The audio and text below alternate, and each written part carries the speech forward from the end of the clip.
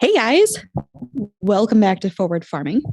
You are getting a solo episode tonight. Becca, she is at the state fair all weekend, and she kind of gave me a heads up beforehand that she was probably not going to be feeling well today. Sounded like she had a long weekend, so she is taking the night off. Tonight is Monday, August 15th. So holy cow, where did summer go? I feel like I know we said this before, but time is just flying by and kids are already going back to school. And I can't believe it's basically fall. Like happy Halloween, Merry Christmas, Happy Hanukkah. See you next year already. Like, holy cow. Um, so today I I'm going to talk to you a little bit about the cranberry industry, Wisconsin cranberries, and kind of what we're going through as an industry and some of the cool research that we're doing right now. Because last week we had our annual summer meeting and our annual summer field day, which is pretty cool and something that I always look forward to every year. So before we get into that, how the heck are you? Um, I'm I'm doing well. I feel like now that I kind of have the majority of my summer taken care of, I can relax a little bit more, which is nice. Like we talked about with our Door County trip and in like the Jimmy Buffett concert that didn't happen, which is a bummer. I'm still a little upset about that. And my trip out to Connecticut, like all jam packed into 1 week. That was so incredibly stressful that everything else just seems like a breeze. Like this is no big deal. I'm planning Porter's birthday party for Saturday already, and I'm like, it's so easy breezy. It's not. It's really not. So we're doing a rookie year birthday party, which I'm excited about. So everything's kind of like baseball themed, and I bought okay, if you're new here, I'm not the best in the kitchen. I'm not a great baker, but I'm trying to be. I'm trying my darndest to be little Susie homemaker. And I I want to make Porter his smash cake because I don't want to like spend a lot of money on a cake that he's not going to remember. Um, so I'm trying to make my own for him. So a couple weeks ago, I baked a cake as like a trial run. I got just like a white cake mix, and I like found how on TikTok, obviously, because that's where all my recipes come from now. I found how to make just a box cake taste more like a bakery cake. So I added like sour cream, and I substituted this for that, and like all these other things. And I was expecting it to be amazing, and like it turned out pretty well. And I was really proud of like how I did the frosting, like I put down, I did a 2 layer cake, and then I made my own buttercream frosting. And then I like mixed some strawberry preserves in with like the in between layer of frosting to like make it fancy.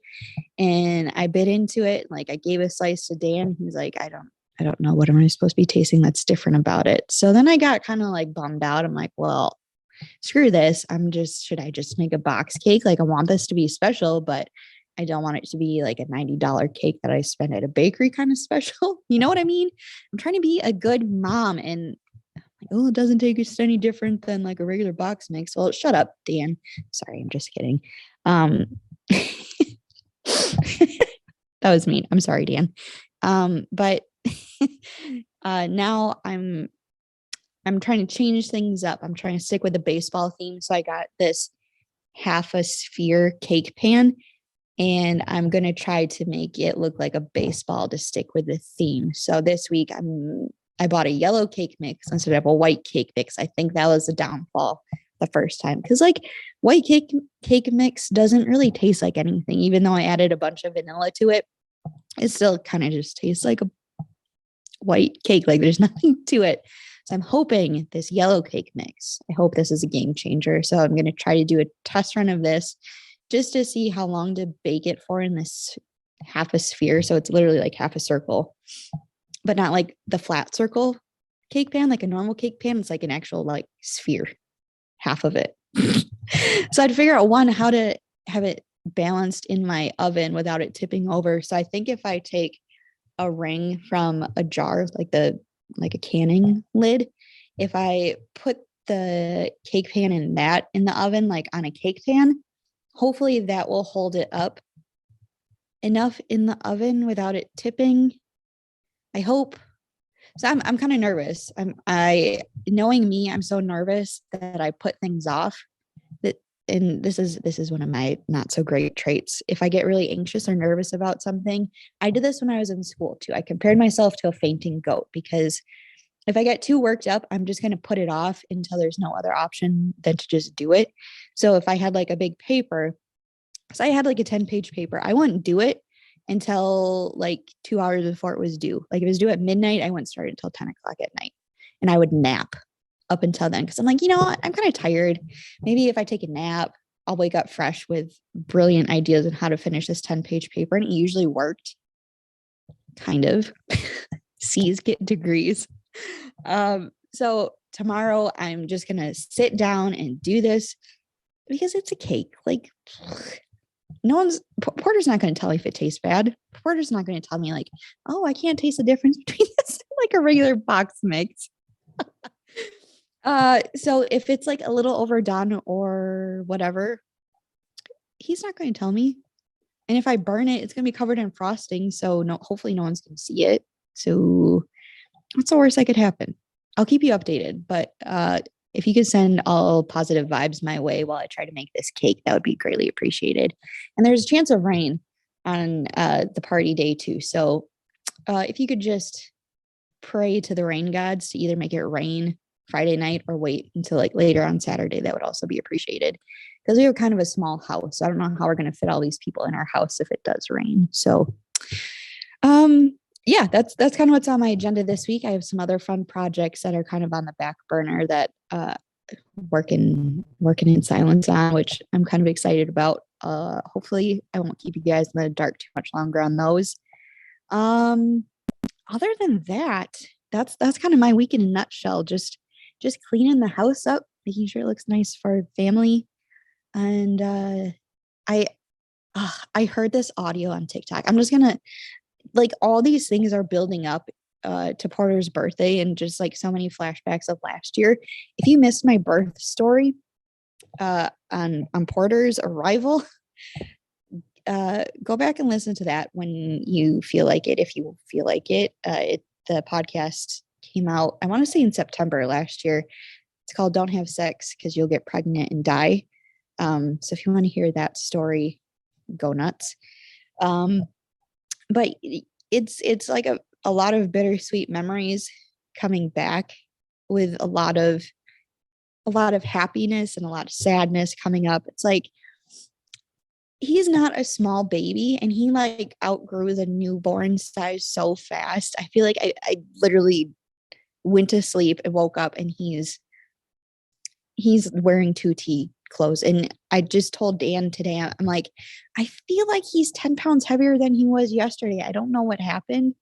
I do know what happened. We started him on milk. We started adding milk to his bottles, whole milk. And I feel like he's just so much bigger now, which is hard to believe because he's already so big.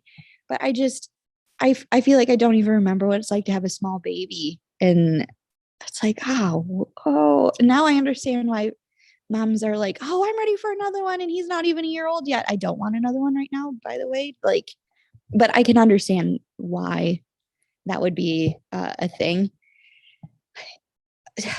Anyway, I'm just kind of rambling on, but there's a lot of emotions going into this. And today during Porter's nap, I was on TikTok and I heard this poem about your baby turning 1. And like, I just had a full on cry session while Porter's sleeping in my lap. So I'll probably be making a video using that audio. So if hopefully I get you guys to cry along with it too. So if you're listening to this and before you watch this video, make sure you be like, I warned you. If you see Porter's birthday reel come along, if you're sensitive, like just mute the audio because I don't want you all to cry, but I kind of do, you know, I want you to hear it. So, you know, like it gets you right in the feels. So anyway, enough about Porter and his birthday coming up. Let's talk about the cranberry industry. So hard left turn. Last week like I talked about before, we had our summer meeting and our summer field day. So we have two annual meetings um, every year for the entire state of Wisconsin. All of the cranberry growers get together, and uh, it's really nice because you see a lot of people that you don't see very often, like from all across the state. Obviously, duh, Amber. So there's growers from like up north, like in Manitowish Waters, which is like way, way up north. There's growers from the Wisconsin Rapids area, the Toma area, Cranmore area, kind of all of like West Central Wisconsin. And then there's a few which we see more often, but like the growers from up north, we don't see very often. So they all get together in one location on a marsh. And there's like this host marsh. We did this for our centennial year on our farm. So back in 2018, we hosted the summer field day, and it's a big deal to host this. You have to get your entire property looking pristine because everyone wants to see what's going on your marsh. Like like farmers are nosy people. I don't think that's a secret. They want to see what you're up to, what your property looks like, what your equipment looks like, what your shop looks like, what your toilet water looks like. Like they just want to know everything. And which is great because I'm nosy. I want to see what other people are up to. So I get it.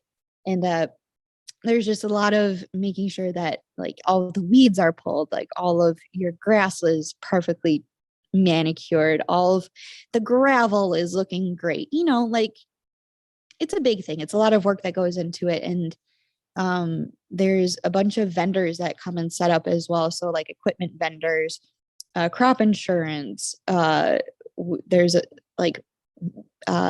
people there who rent bees, bumblebees, honeybees. Let's see what else. Ocean Spray is there with a booth testing out like new products that they have coming out. And they had, quick sidetrack. Ocean Spray had this immunity juice that they were sampling, and it was really good. It was cranberry, blueberry, and acai, whatever it is, that little thing. It was a really good blend. So if you happen to see, it was in like the single serve juice bottles. So if you see the immunity juice, you should definitely try it because I want to swim in it. It was so good. Let's see, what else did they have? Yeah, just like a bunch of different equipment that we use and we kind of modify. So you get to deal with a bunch of different sales reps and that kind of thing. So just kind of like mingle your way around and introduce yourself to different people, like different new like ag solution companies. So where you get like your fertilizers and your chemicals and stuff, you can meet with them. And so if something were to ever happen, like this happened to us a couple years ago, we had this pest that we haven't had for a really long time that just suddenly showed up the week that my parents were on vacation. So I was kind of in charge of like the ordering of things if this were to ever happen, and it did big time. And my dad was gone and he wasn't going to be back before this could get taken care of. So I went to our local co-op where we usually get our stuff from, and I said, I need X amount of this pesticide to treat this insect because we're coming up on our deadline to apply things before harvest, our pre-harvest intervals. And she's like, sorry, like there's a lot of other growers that need this. If you would have come to me a couple hours ago, I could have got it for you, but I can't get it to you for at least 2 days. So I was like, okay, well, I'll get back to you. So I called my dad, and he's like, well, you need to call this person instead. And we had never worked with this person before. We had just met him a couple of times at this field day. So we kind of had a brief relationship. So when I called him, I'm like, hey, this is Amber from here. We need this. Do you have it? And he's like, yep, I've got it. You need to come right now though, because I've got growers coming in needing it too. So if you can be here before we close, like it's all yours. And I was like, great. So I had to drive. It was like a 2-hour drive one way to go get it, I think, and to zoom back home. And thankfully, ever since then, we've built a really great relationship with that company and that salesman. So he knows if we ever need something, and in an instant like that, we know he's going to have it. So just building relationships like that is really important at these meetings, and also to build relationships with other growers that you can call up with questions. So say, we had a funky, like if we had a funky spring, we can call a grower 20 miles down the road and be like, hey, we're experiencing this. I heard you're going through something similar. What are you doing to help treat this? And then they can give us their feedback. We can kind of share what we're doing, how we're doing it, which is really great. And a lot of us in this area, if you're new here, I don't like to say where I'm from. I think there's creepers out there and I don't want to give them that information. So I am trying to be vague. So if I'm not saying where I'm from, if you haven't figured it out by now, I don't want you to figure it out. Sorry, no offense, but I like my privacy. So anyway, the area where I'm from, there's like our marsh is kind of like the home marsh for our town. So back when our marsh first started, it was one family, right? And then the family, there were, I don't know, a couple of sons. I don't know exactly. I don't want to make it up and tell you guys lies. That would be rude. There were a couple of sons and one daughter, and they all really love working with cranberries, but they just didn't like working with each other. So they split off. One son stayed on the home property and worked with his dad, and the other kids built their own marshes right around us. So like if we look directly to the south side of our property, we have two of those sons that built right right next to us. Just to like the east of us, there's another one. Right up the road to the west, there's another one. So literally we're all family, as most small towns are. So which is really nice, because if we need to borrow water, so like all of our ponds or our reservoirs are all kind of connected from one water source. So like this summer when it got really dry and we weren't getting a lot of rain, we kind of needed to really be resourceful with our water. So if if one pond was getting too low, we needed to move water, we'd have to call up the neighbor and be like, hey, we're going to be moving water, just so you're aware.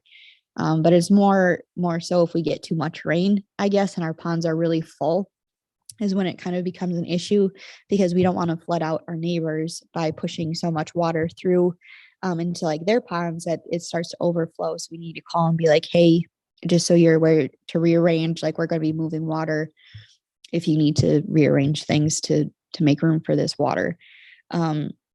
So everyone in the cranberry industry in Wisconsin is super friendly with each other in that sense, because most of us are kind of related in one way, shape, or form.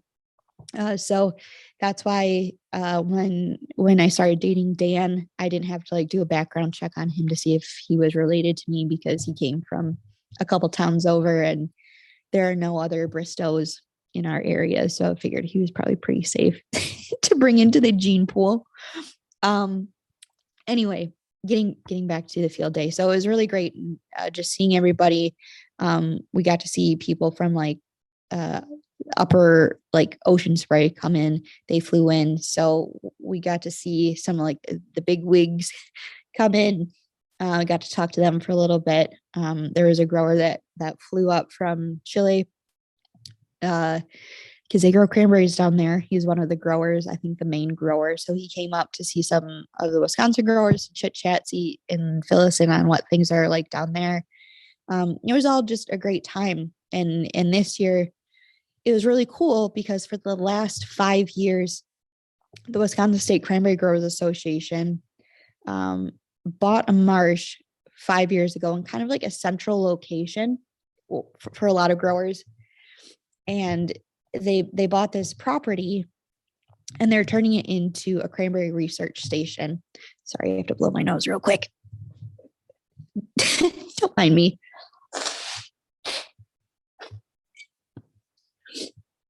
I don't know what it is when I talk too much. I start to get a little snuffly. So I'm sorry about that. So they started building this research station off of an existing marsh that was in operation for I don't know, at least 25, 30 years. I don't know exactly. It was an established property. So they bought this marsh and they are essentially using it for research, obviously, the research station. Um, so we like the cranberry growers work pretty closely with the UW extension program, and there are scientists there, researchers who, because cranberries are such a specialized crop, there isn't a ton of research around them like there is with corn and soybeans and a lot of other row crops. Like it's just so specialized that not a ton of research has gone into it on how to grow them and kind of how to maintain them best to their abilities. Like we have a general understanding, obviously, but there's so much more fine tuning that we could do to kind of further our sustainability efforts. So, for instance, one of the research that's being done is to see how cold the vines can get in the winter before we need to flood. So maybe we don't have to flood quite so often and use and pull water quite as much as we do already. So say it gets to be like I don't know. So let's say talk about like with our frost protection. Let's do that instead. Let's talk about like frost protection. So we use our irrigation, our running irrigation to protect the plant from freezing temperatures. So we have temperature probes that are scattered throughout the marsh. And when those probes detect temperatures lower than a temperature that we have set programmed into the radios that are attached to those probes.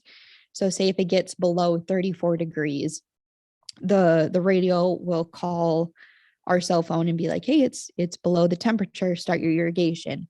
So that running water will protect the buds from freezing. So even though like it might get to be like 19 degrees, that running irrigation, that energy from the running water protects the plants from freezing and dying, basically. So even though there might be ice forming on top of the plant and the fruit, that running water, the energy created keeps that warm enough so it doesn't freeze.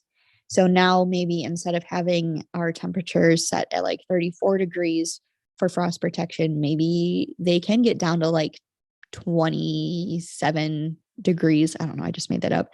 But maybe they can get a little bit lower so we can save on water during irrigation. But like as growers, we don't want to do that experiment ourselves because it's our crop.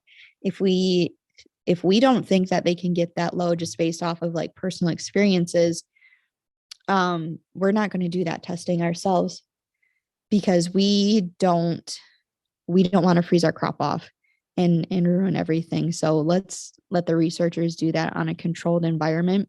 So that way, if they screw up, they're not really losing money off of it. They can just report back to us and be like, hey, we found that, they can get down to this temperature and still be fine. Um, which is really cool. So the way that they have it set up out there is really interesting. So they just built this big shed type building, and they have offices and labs in there, and like a big conference area. So when you have events like these, the growers can have one spot to kind of have a meeting in and kind of all be in like one common area. The researchers there, because they're driving from Madison, so they're driving probably 2 hours to get to this property. They can go in. They have an area to do their research. They have computers. They have um, labs. They have like a full lab. It's really cool, like a chemistry lab. They have like a big freezer, so if they need to like put the plants in the freezer to do a controlled temperature type thing, they have that available to them. And like it's huge. It's this big building full of like things I never thought I would see related to cranberries.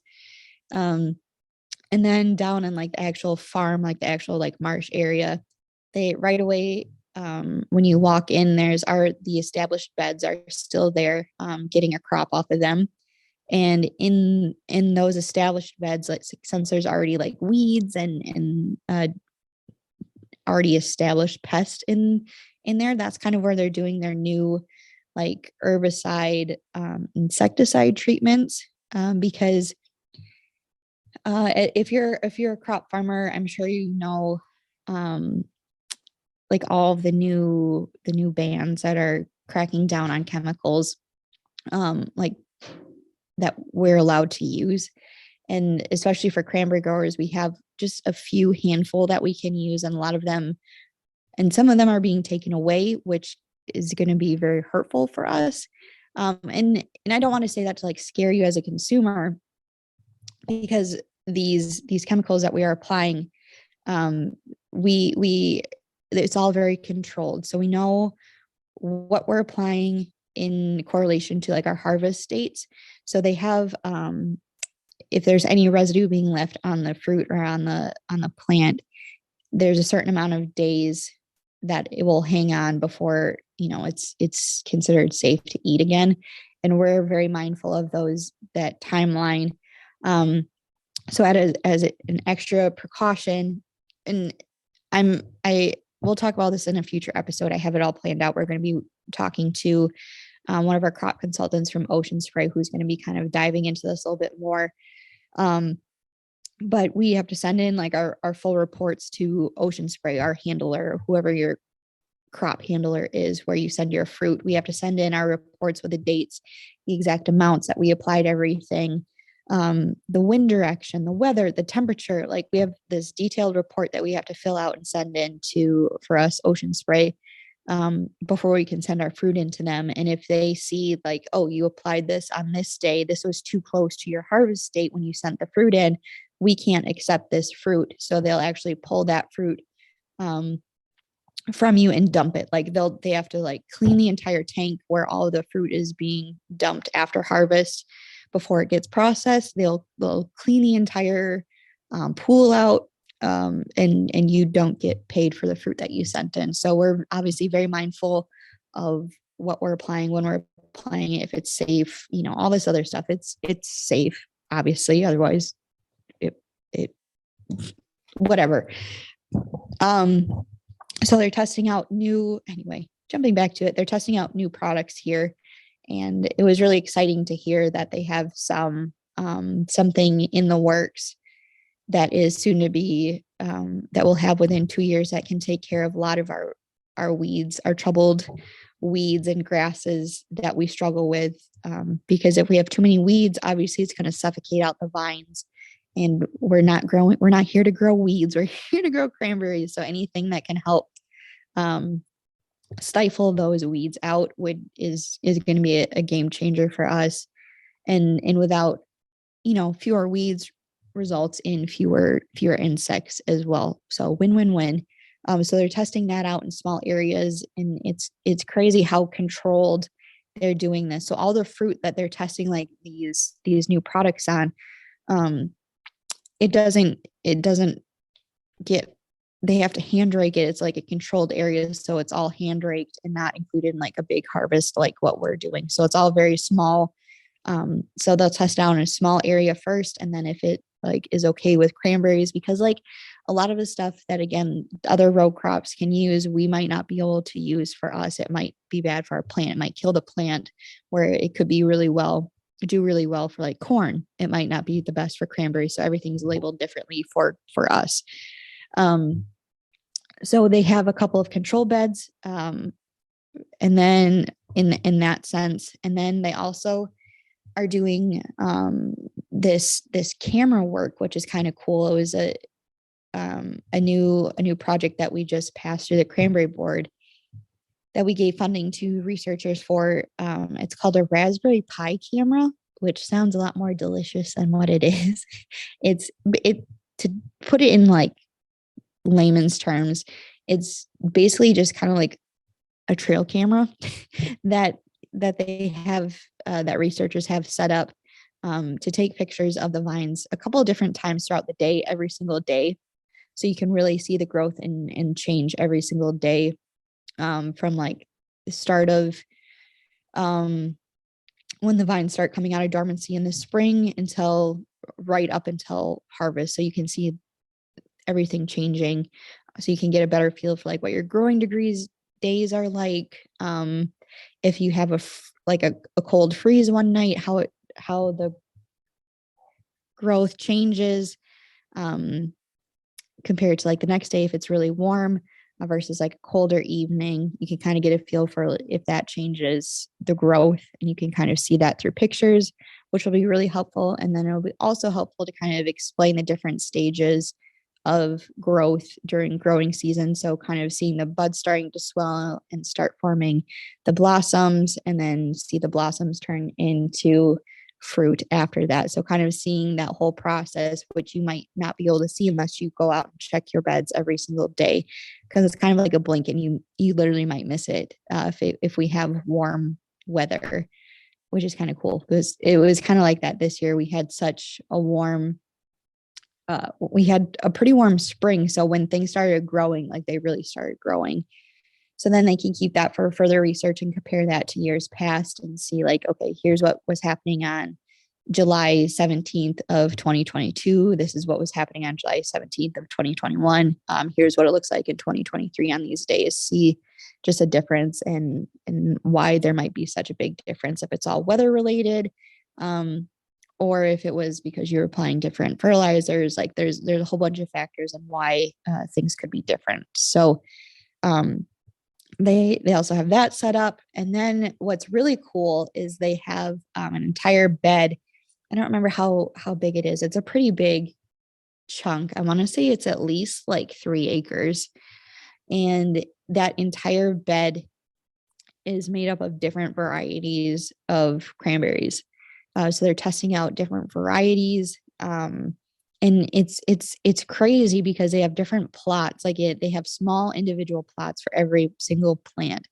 And I don't even know how many individual plants there are. It's a lot. I have a picture of it that I can share on my Instagram. But they're just like a 3x3 plot, and there's just one like one plant in the middle, and then you can kind of walk around and see like this was pollinated with this variety, and this is what the vines look like compared to this variety that was mixed with this variety. And like the leaves are different, the fruit looks different, the like the vines themselves, some are thicker and longer and have longer runners than others. And it's really interesting just to walk around and see the different variations of these different plants, because some of them grow a little bit taller, some of them grow longer. Some of the leaves look like they're more of like a heart shape compared to a long oval shape. It's wild. I'm sure you guys are listening to this and being like, oh, this is so boring, but I think it's interesting. So they're trying to find different varieties that suit their growers' needs. So for us, our varieties, kind of like the biggest difference, all the cranberries basically taste the same, but the varieties differ. For us, the biggest thing is kind of like at their harvest interval. So we have an early variety that is ready to go in September, kind of like mid-September. And then we have our standard varieties, which are ready to be harvested in like the beginning to middle of October. And then we have our later varieties, which are ready to be harvested in later October. So the fruit themselves have like different hardiness rates, like hardiness levels. So some like the early varieties, they don't need as cold of temperatures to turn a deep dark red color that the later varieties do. And we base our harvest times off of the fruit color. So if we have a lot of white fruit, we won't get paid the same as if we have like that deep cranberry color that you're used to seeing. So just because the fruit isn't red, so like if you go to the store and buy fresh cranberries, and you see some green fruit in there, that doesn't mean they're not ripe. They just weren't exposed to the cold weather to turn them that deep dark red color. So it still tastes perfectly fine. It's just it hasn't had enough cold yet. Little fun fact. So there's an area for all those different varieties, which is bananas. And then another really cool area, they have 3 or 4 smaller beds, like maybe a quarter acre, and they have individual liners underneath the sand that they're built on. So, which apparently it's like a pool liner, like a plastic liner. And on those beds, they are testing like the water retention. So say they want to test Oh, I don't know. Like I think for this, they're going to be testing like the cold hardiness of the plant so that maybe they'll flood one for like 2 weeks and then the bed next to it they'll hold the water there for 10 days and the other one they'll only hold it there for 5 days and then another bed they're not going to put any water in it. And with those liners, you're not going to have any runoff water between the amongst the beds. So like in a normal bed, if you just put water into one, it's going to bleed off and go into like its neighboring bed. So with these liners, it's going to keep all the water into one area and not allow it to pass through the rest of them. So it's very precisely controlled beds. And so say when we're flooding in the winter, if we leave our water on longer than we typically do, how is that going to affect the vines when they come out of dormancy? If we don't put water on, how cold can we get those vines before they start to freeze off and show signs of stress or start to die? Um, so those are really important experiments that again we as growers don't want to do ourselves, but the researchers, they can do that. It's okay if they freeze those vines off, because again they're not getting paid for that fruit, whereas we are. So we're really excited to see some of these studies that they're doing, because the researchers work very closely with the growers. They hear our concerns and they find a way to make studies to help us, which is huge.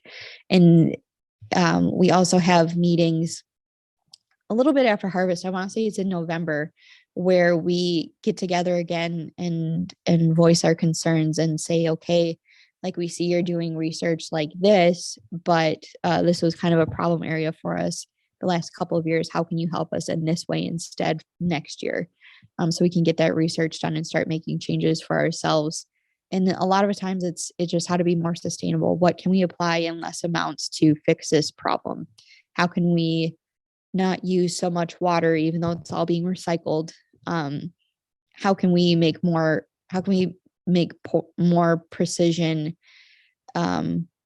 applications? How can we more precise with our resources?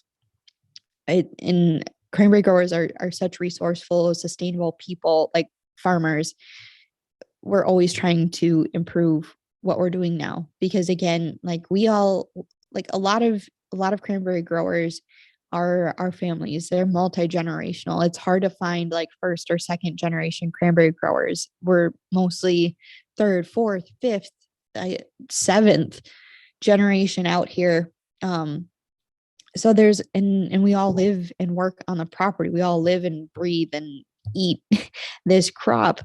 Um, and there's a reason why we've been around for so long. It's because we've always been very sustainable in our efforts, and we continue to make conscious efforts to be even better than we are today. And I'm gonna pat ourselves on the back, because it's great. It's crazy to see. We might not have like all the cool technology that a lot of larger crop farmers have, but we're doing things in our own way that work best for us, and I think that's really cool. Um, so so that being said, um, I want you guys to feel safe about the product that you're consuming from us. And I kind of want to brag about the cranberry industry. Like it's really cool, and it's so um specialized that like if you're not a grower, you're not going to know about this kind of stuff. But if you guys are interested in hearing more about the research center or just more about the Cranberry Growers Association in general, let me know. I know some people. I know some people who I could ask to come on the podcast to talk a little bit more about it. Um, I talked, like I said, to our crop consultant from Ocean Spray. He's planning on joining me for an episode in September when his schedule calms down a little bit, and we can talk a little bit more um, about conventional farming versus organic, and why it's not such a scary thing. So if you have questions or concerns that you would like to know for that episode, feel free to shoot me a message over on Instagram is probably the best place, or Facebook. That's fine too, over at Cranberry Chats.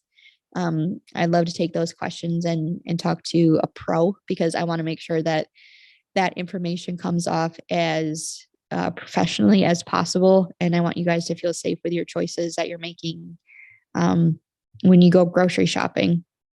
Because like as a millennial mom, I sometimes question what not sometimes I question what I buy for myself and for my kid now who's eating real food. Like I question like, oh, this isn't is this safe for him? Are there extra hormones? And I know I talked to Becca about maybe bringing a dairy vet onto an episode and talking about like antibiotics with milk and with your meat and all that other stuff. So we can absolutely talk about that. So if you have questions for either of us regarding that, feel free to shoot us a message. I'm over at Cranberry Chats. Becca, if you want to direct those questions over to her, she's over at Becca Hilby.